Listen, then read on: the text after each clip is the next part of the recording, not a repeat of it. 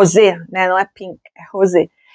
E quando ele fez essa transição para o período rosa, em 1904, ele continuou a mostrar figuras ainda no seu estilo, digamos assim, de físico bastante semelhante, mas ele começou já a mudar a sua paleta para tons mais quentes.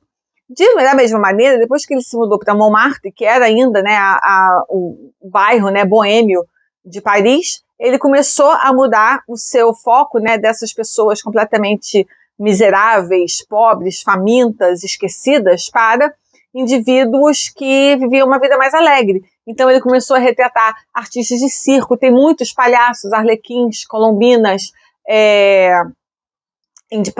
trapezistas, figuras de circo. Então não apenas a sua paleta de cor ficou mais quente, como, né, aquela miséria, aquela tristeza, aquela pobreza, aquela doença, né, aquela desgraça toda do período azul começou a ser trazida. O foco começou a vir para um mundo mais alegre, do circo, do teatro, do entretenimento, né, da música, né, um mundo um pouco mais lúdico, né, houve um pouco mais de fantasia, né, começou a ser acrescentada a esse período. Foi nesse período também que ele começou a experimentar com o primitivismo, que entrou em vigor em 1906 e vigorou até 1909. Aí é o seu período chamado o primitivismo, ou a fase africana, às vezes chamam de africanista, detesto esse termo, mas é um nome dado, né, assim, em inglês é African Period mesmo. E nesses 3 anos que se seguiram ao período fase rosa, ele encontrou inspiração na arte africana e na arte da Oceania. Então, essa fase manteve, né, o calor, né, a quentura, né, a abordagem mais calorosa do seu período cor-de-rosa, mas ele apresentou uma mudança tanto de estilo quanto de tema. E ao invés de retratar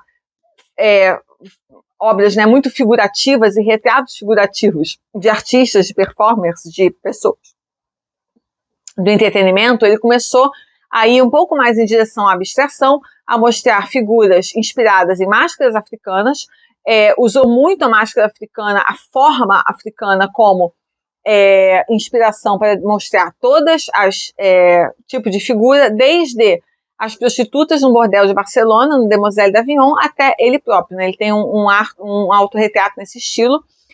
E esse fascínio que ele teve, né, com a arte dita primitiva, termo muito problemático também, inspirou a sua próxima fase, que também é mais famosa, que é justamente a sua fase cubista.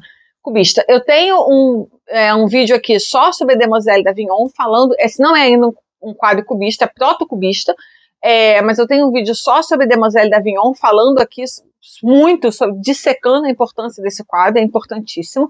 E tenho também aqui vídeos sobre algumas das mais importantes obras cubistas, vou deixar tudo aqui linkado na inscrição ou aqui nos cards, vai aparecer. Mas então, para quem tiver um interesse maior na importância de Demoiselle d'Avignon em alguns quadros cubistas muito importantes, não só dele, de outros artistas também, vou deixar aqui. Então a gente agora avança para a fase cubista, que talvez seja, não sei se é a mais famosa, mas é a que é mais normalmente associada a ele, né? Quando se fala em Picasso, se pensa muito em cubismo. E a sua fase cubismo, o cubismo, na verdade, é porque a gente fala aqui em fase cubista do Picasso, o cubismo é um gênero, né? Que foi fundado por ele e pelo Braque, seu, né, super melhor amigo e parceiro, mas muitos outros artistas cubistas vieram depois dos dois, né? Eles foram meio que os fundadores ali, né? Mas depois dele, outros artistas se identificaram como cubistas, assinaram inclusive o Manifesto Cubista, que eles dois não assinaram, não que eles tivessem discordância nem nada, eles simplesmente não assinaram, e outros artistas posteriormente assinaram, e então o cubismo é um movimento em si, só que o Picasso não foi nem o único cubista, nem ele foi cubista sua vida toda. Ele criou o cubismo, ele viveu, produziu no cubismo, mas ele depois continuou e, né, avançou em direção a outras fases, e o cubismo foi um momento na sua obra, mas não foi a sua obra inteira, nem ele foi todo o cubismo, né? Então existe uma identificação, ele foi sim o fundador, ele foi importantíssimo, mas não foi nem o único, né? Não existe uma simbiose tão completa, porque não foi ele todo o cubismo, nem o cubismo foi toda a sua obra. Então, o cubismo é um gênero que apresenta sujeitos quebrados, né, assim, decupados, né, em formas fraturadas, como eu disse, foi fundado tanto pelo Picasso quanto pelo Braque, e conhecido como um dos mais importantes e influentes movimentos da arte. Ele é separado em duas fases, analítico e sintético. O cubismo analítico, que durou de 1908 a 1912, foi o que dominou, né, esses primeiros 4 anos do movimento, e ele é caracterizado por obras monocromáticas, telas cheias de formas geométricas, assim, meio que umas, né, por cima das outras, né, fragmentadas, e o arranjo dessas formas fragmentadas do sujeito, que é frequentemente de forma não realista, mostrado de múltiplos ângulos de uma única vez. Um bom exemplo é a moça com o mandolim, de 1910, mas tem vários outros, né?